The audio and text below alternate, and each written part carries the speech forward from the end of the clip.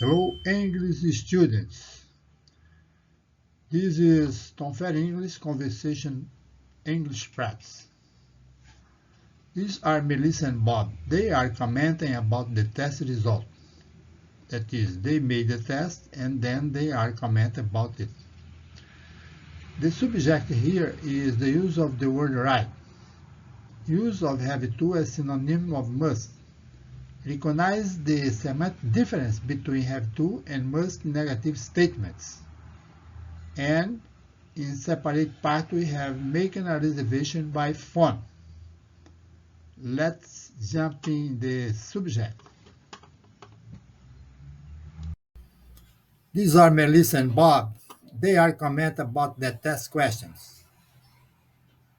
Bob, I went well on the questions about the employment of right. Did you?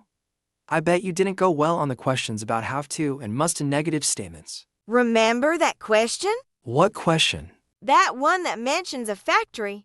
It was, the factory started operating now. Yeah, I remember. It were 3 options and we had to choose the correct one.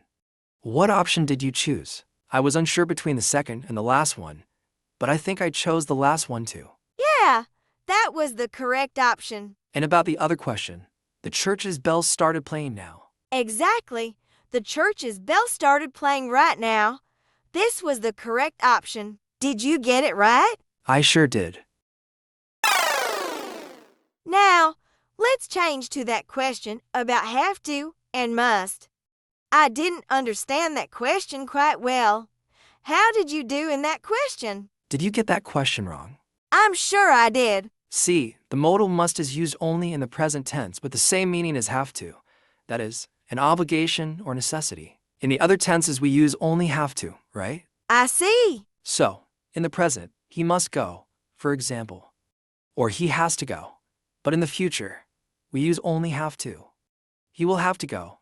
In the past, he had to go, and in the present perfect, he has had to go. I see. But pay attention to this point. In negative statement, the meaning of have to is different from must.